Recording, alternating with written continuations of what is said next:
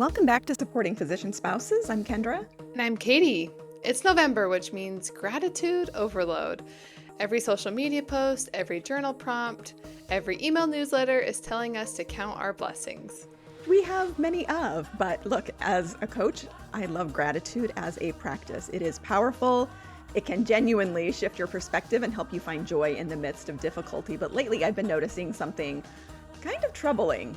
We're going to be talking about how many of us have internalized the idea that gratitude and dissatisfaction can't coexist, that if we're grateful, that we have to be okay with everything exactly as it is. So today, we're tackling this head on. When is gratitude genuinely helpful, and when are we using it to avoid making necessary changes in our lives? Let's paint a picture that might feel familiar. You're talking to another physician spouse, it's maybe a friend outside of medicine, and you start to mention something hard like how you've been solo parenting for 3 weeks or how you had to cancel plans again because of his call schedule. And before the other person even responds, what comes out of your mouth? Usually but it hasn't been all bad, or, there have been a lot of good things too. Something like Yeah. that. And then we wonder why we feel really disconnected or resentful later because we didn't ever actually acknowledge the real thing. Yeah. Okay, so I have a theory about why we do this, or why I do this. I think part of it is because as physician spouses, we exist in this kind of weird space where we're adjacent to really intense human suffering, right? Like my husband is dealing with life and death situations, and I'm going on complaining that I'm lonely or spending too much time with my family. And it feels, I don't know, very trivial. Yeah, such an important point. There is this hierarchy of suffering that we create where medical emergencies or anything that's happening in the hospital, anything that's happening in the clinic are real problems, and that our relational or emotional needs at home are somehow less legitimate needs. Yeah, exactly. And then there's the whole future thing. Like during residency, everyone keeps telling me, it gets better after training. So if I keep thinking, okay, it will get better, it will get better, I just stay grateful for where we're headed, then I can push through now. But that means I never really deal with what's actually hard in the present moment. This is one of the reasons why I named my coaching practice It Gets Better Now, because I don't want to see anyone living that deferred life plan. And what I've seen in both my own life and with clients is that if you don't address the patterns during training, they don't magically disappear after. You'll maybe have more money, but you'll still have the same disconnection. And that's not what anybody wants. Right, and I think we all can fall into this trap for a few specific reasons. You already named one of them, comparison to the life and death situation. But there's also this privilege guilt, right? Like we do live beautiful lives, even if it is challenging. We all know that at the end of training, we will be more financially comfortable. There is a true end in sight, and there is a true reason for the grind. And that's something a lot of people don't have. So when I'm struggling with something emotional, there's just this voice that says, you really have no right to be this unhappy. Yeah, I know we've all been there before. It's almost as if, financial security should cancel out all of the other human needs that we have, like money should solve loneliness or disconnection. And I hate to break it to you and to all of our listeners, it doesn't. But I can still be grateful for financial stability. That part is real. And I can be grateful and still need my husband to be emotionally present. So both things are true. I love to distinguish between using and versus but. The dichotomy is true. It's both. Yes, this is actually where I want to go next because I think understanding this distinction is everything. So here's the framework that I like to use with my coaching clients. It's that healthy gratitude has some very specific characteristics that are different from what we do when we're using gratitude against ourselves. Okay, yeah, break this down for us. I'm ready for this because I Okay. genuinely want to know, how do I tell the difference in the moment when things are feeling really hard? Okay. First, healthy gratitude includes the word and, not but. That simple. Super simple. Because it really matters. When you use but, you're effectively canceling out whatever you said before. Like, I'm just struggling with loneliness, but I'm grateful for his career. And not everybody has that chance. But I want you to see how gratitude, in this instance, using the but dismisses the struggle. Yeah, it does. The visual in my head is like grabbing a rug and just like putting it over all the other worries, Yeah. like, but like we'll just cover it Yeah, up. we won't pay any attention to what's over there. So compare that to I'm struggling with loneliness and I'm grateful that he found a career that he's passionate about. Yeah. I think that just in my body, as you say those things, I'm still holding the weight of both of those things, Yes. which I think's the whole intent. Yes, to use your analogy of throwing the rug over all those other ones. It's like we don't want to do that. We want both of them to be exposed and we want both of them to be Mm, real. yeah. Okay, second, healthy gratitude doesn't prevent action. Okay. Okay. So let me think this through. Okay. Healthy gratitude, meaning when we're saying the and, Yes. whereas when we're covering it up, that doesn't lead us to any action. It leads us to sitting still Yeah. and ignoring our true emotion. Yeah, or suffering through it. But you can be grateful for your partner's dedication to medicine and you can set boundaries about what you need in the relationship. You can appreciate the financial stability and ask for help or hire support or do what you need to do to have those needs taken care of. You don't have to just dismiss them and ignore them. Hmm. Yeah. Whereas when I'm using gratitude the wrong way, I'm saying, oh, I should just be grateful.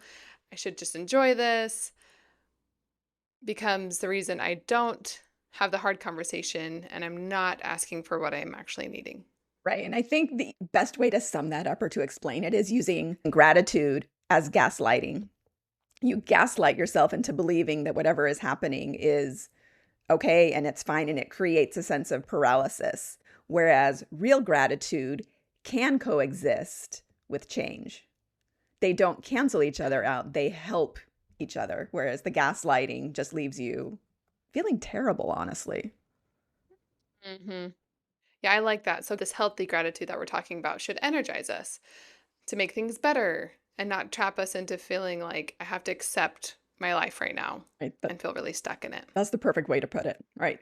We're moving on to the third way, and that is healthy gratitude makes room for the full range of human emotions. You are not a bad person for feeling frustrated or resentful or angry, sad, or disappointed, even while also feeling grateful. In fact, I would argue that the most genuine gratitude comes from people who also let themselves feel and process all of the hard stuff. And there's plenty of that to be had. As we're talking about that, I'm thinking of some of the best ways to do that. Is it talking with our physician spouse first, or are we working this out with ourselves and maybe a journal or with a friend? Where do you feel like your clients get the most success when they're working through this process? Everybody's going to go about it a little bit differently. For some, it will be talking about it out loud. For others, it will be journaling and kind of self exploring some of those things. But as long as it is happening, I think it's all good. So you'll just have to figure out which one is your preference and then go with that. There's no wrong way or right way or what's most effective. It's what's most effective for you. The point is, suppressing the frustration and suppressing that makes it harder for you to access real gratitude because you're using so much energy trying to convince yourself that you shouldn't be feeling what you're feeling. Yeah. Mine's also going to creative outlets. I watch a show called Artful. Mm. There are all these artists out there who are creating in their own specific mediums, um, basically how they connect with their higher power, specifically God. But the most powerful art are their exploration of this dichotomy of the human emotion, right? Yep. And loving motherhood and being trapped in it. And Mm. that's where like the most beautiful sculptures or paintings come from, is when they're trying to explore this complexity. Yeah, I love that. So let's give our listeners a real example because I want to make sure that we're getting this straight. So, what does this actually sound like in real life going through this process? Yeah, let's use a scenario that I'm pretty sure everybody has experienced at least once. You're upset because your partner missed another important family event due to work. And so when you use gratitude as gaslighting, it often sounds like, I can't be mad. At least he has a job. Or other people have it so much worse. Or I should be grateful that he's so dedicated to his patients. They're so lucky to have him. But the result of all of those different variations of that is that you stuff down your own feelings. You're not addressing the pattern and nothing changes. And so this probably sounds really familiar to everyone because we've all done that before. Yeah. That to what actual healthy gratitude sounds like. It sounds like I'm disappointed he missed my child's recital. And so there's acknowledgement of what the feeling is and what the actual disappointment is in. And then I'm also grateful he loves his work. And we need to talk about how to handle these scheduling conflicts differently going forward. So you're stating the feeling and what happened. You're expressing gratitude, but you're using and not but. It's like, even though all of these things, we need to talk about this. Or here's another example of And the solution. Yeah. Here's another healthy gratitude example. I appreciate that his income provides stability for our family. I also need more partnership in the day-to-day. So both of these things matter. You're recognizing that he's providing an income, but you're also not discounting what it is that you need. Both of these things matter. So we honor the feeling, you acknowledge what's working, that's the gratitude part, and then we use the and you take action on what's not. Love that. That's a great formula. The difference is that in the second version, you're not just using gratitude to really put an X. Yeah. Like shut yourself down, like, Yep. don't feel that way. But you're letting everything coexist with the reality that something can be adjusted. Yeah, and this is perhaps the most important piece, that healthy gratitude doesn't require comparison to somebody else's suffering. And I think that's kind of what we're alluding to is sometimes we look at our physician spouse who's working in the hospital and we see their suffering. Perhaps we see their long hours. We see that they're tired. We see that they're frustrated. And so we don't bring our true self to that. We just make the comparison and decide that on the hierarchy that we've created, whatever our needs are, do not compare to what that person is going through. Yes. And I'm curious where you feel like the idea of putting your life into perspective comes in, because sometimes there is some, I don't know, sometimes that does help me feel grounded. Like reading books of stories of, memoirs of people's experiences, and I'm like, okay, let's put myself in my own situation. Or is that kind of what we're talking about? It is kind of what we're talking about, but I see them as two different ways. In one of them, the chances of you reading this story as a way to either increase your gratitude or to feel better about a bad situation is probably not likely. It's that as you're reading them, you feel gratitude for what you have, and you're feeling like, I am so blessed, and I'm so glad that that reality is not my reality. And so that's kind of like outside of yourself, where the difference that I see is that when you're talking about your own life, you are in the story. Yeah. And so it is a different process entirely. I mean, you can read any of the like World War II, whether it's historical fiction or if it's a biography from that time or Man's Search for Meaning, anything that has to do with that era. Yeah, don't you just feel such gratitude that that was not your fate? But in reality, does that do anything to make that person's suffering any less? Whereas we can kind of come back to present, and it's like, I can be grateful, and there's something that I can do in my own life. I don't have to look to other people's lives to feel better about my situation. I can actually take action. So we've talked a lot about being able to take agency into our own hands. It's like, it's a gift that we have. How are we using it? Are we using it to make our lives better, or are we using gratitude as a way to shut down moving forward and progressing and maybe even fighting for something better? I love that. Really good distinguishing there. Okay, let's hit a little bit harder on that just for a moment. This idea that other people have it so much worse. I would say if you find yourself saying that you can't complain because other people have it worse, that's not gratitude. That's shame. And so, can I interject? Yes, please. So I think I use it as more of like, I'm having the human experience rather than what's wrong with me and my partner, that life is so hard and this is so unique, no one understands. specifically physician journey, like this journey is really hard.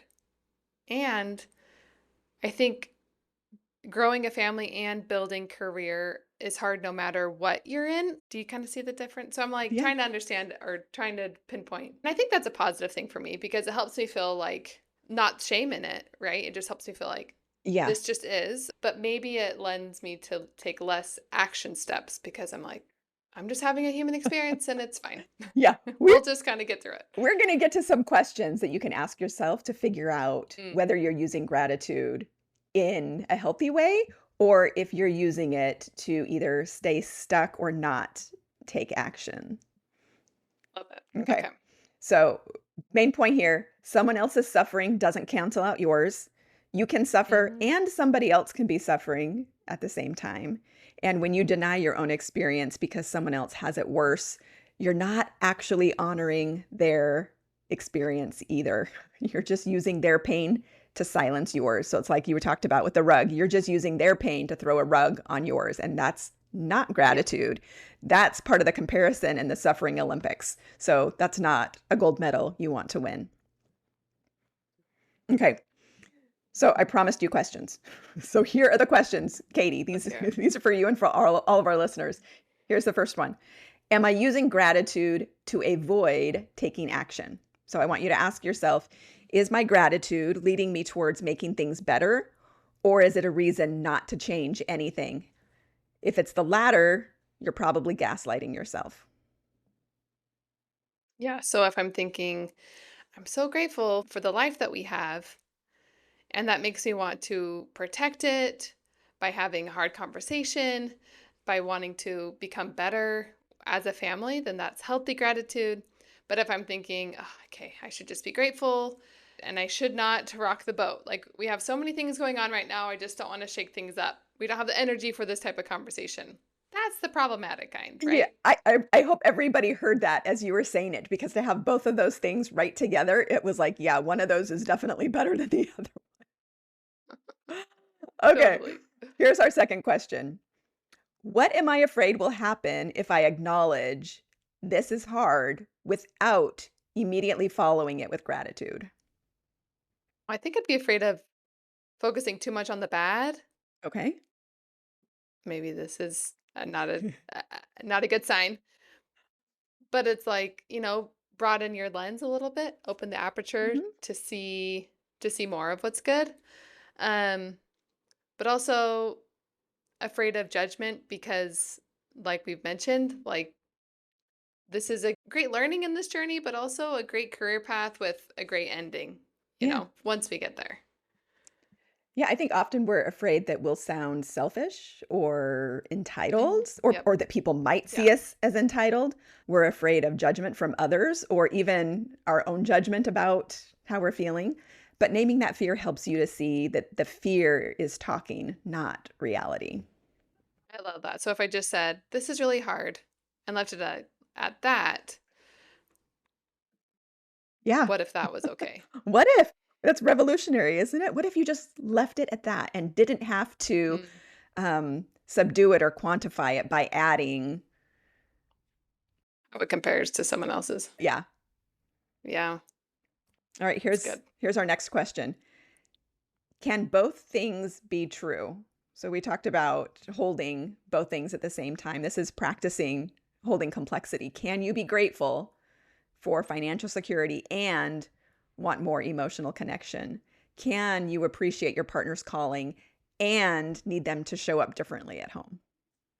Yeah, this is a small example of what's going on in my family right now. We have two really great options for one of our kids, and I love both.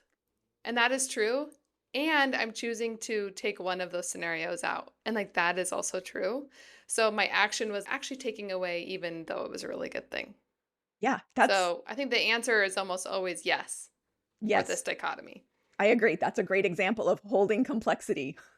It's like these Hmm. are two really good things. We can simplify it by taking action, and then that Yep. goes away and we can deal with that later. All right. Question 4. What do I actually need right now? This is a question that moves you forward, not what should I be grateful for, but what do I need? Does that sound hard? For me, it's like, I need a nap. That's honest. Oh, but typically it's like I need help. I could use an extra hand in XYZ thing in my life. Yeah. Yeah, let yourself want what you want without talking yourself out of it because you didn't say it out loud, but if people could see you, they could see that you were probably you were quantifying some of that. You were talking like, "I need some help," but Mm, the buts just started piling up. Am I wrong? yeah. Yeah. But how do we pay for that? Actually, I can't really do that.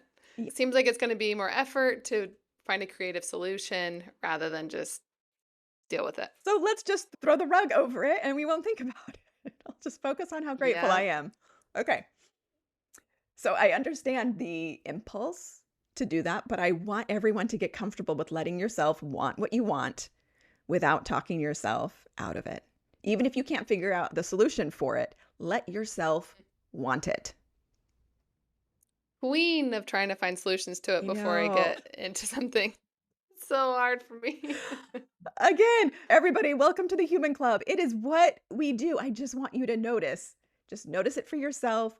Notice what it feels like to just let yourself want without worrying about what comes after it. Just want what you want and get comfortable knowing that.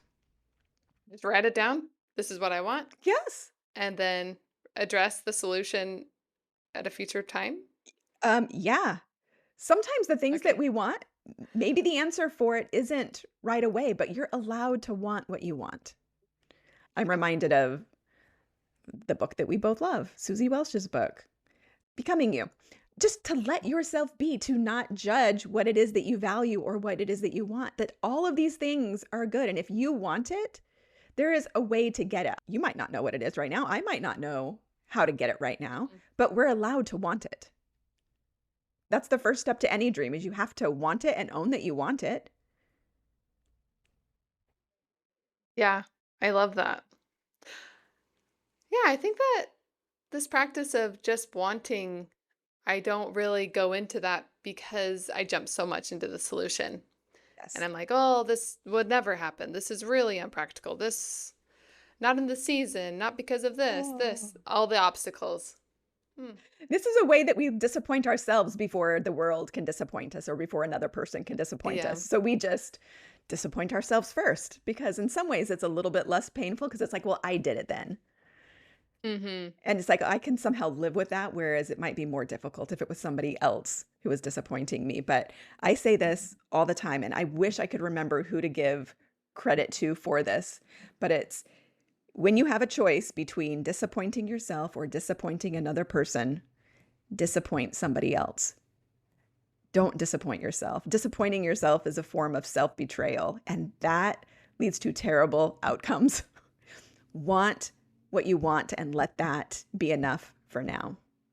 So good. Yeah, it's really coming to the surface right now of how much I don't like to disappoint other people. And it triggers an emotional response in me. This is obviously what I want. I want to not disappoint them because I'm feeling emotional about it. Yeah. But I'm trying to even dive into like, but how am I disappointing myself as I protect other people? Yeah. And oftentimes we spend so much energy worrying about that we're going to disappoint other people, but they're not disappointed. We just project our disappointment onto them. They're not even thinking about it. It was no big deal to Yep. them, but we make it a huge deal. And Yep. so sometimes just knowing that I am making this mean way more than it actually does to that person can help you at least protect yourself a little bit better by not disappointing yourself. When you're acting in your own best interest in a way that doesn't hurt the people that you love and care about, there is nothing wrong with that. You are not disappointing anyone. Yeah. All right, let's talk about moving forward. This is a good kind of segue into this. And I want you to hear this, and I want our listeners to hear this, that choosing to address what's not working in your life is not ungrateful. It's actually an amazing form of care for yourself, for your partner, and for your family. And I would add sometimes the most grateful thing we can do is protect the good things You have by addressing the problems before they become relationship Mhm. cankers or enders. I'm grateful for my marriage, so I'm going to have really hard conversations. I'm going to invest to make it the best one rather than letting that resentment just build year after year after year. Compound resentment is Yeah. not good. Exactly. An unhappy, resentful, burned out spouse doesn't serve anybody, not you, not your partner, not your kids if you have them. It's not good. Taking care of ourselves is necessary. Got it. That's like my mantra. I'm like, necessary. Okay, write that down, everybody. So this month, as everyone's posting their gratitude list, I want to challenge you to practice something different. So, Katie, why don't you give our listeners their homework? When you know Professor Katie, I'd love to give some homework. Okay, here it is. This week, when you catch yourself using gratitude to dismiss your real feelings, you need to pause, reframe it with and instead of but. Notice what shifts. Yeah, going back to our example. So, I'm frustrated with the schedule, but I'm grateful for the salary becomes. I'm frustrated with the schedule and I'm grateful for the salary, and we need to problem solve the schedule together. That's great. And if you need support with this, or if you're realizing that you've been using gratitude to avoid making necessary changes in your life, that's literally what coaching is for. So you can find more information about working with me at itgetsbetternow.com. Katie, any final thoughts? I think just like me today, you might be a little surprised on how you're using gratitude. So if you've been feeling guilty or wanting things to be different, even though you should be grateful or even though they might be impossible, like we talked about these barriers, you're not broken, you're not ungrateful. You are human with human needs and human dreams, and your needs really matter. And the things that you're desiring can lead to something really beautiful for your whole family. That's great. That's a perfect place to end. Thanks everyone for listening. We love that you are sharing this podcast with your friends. If we could make one small final request, would you also leave the podcast a review? It helps more people find it because not everyone has a friend like you. So if you don't have somebody to tell, you can leave a review and that will definitely help.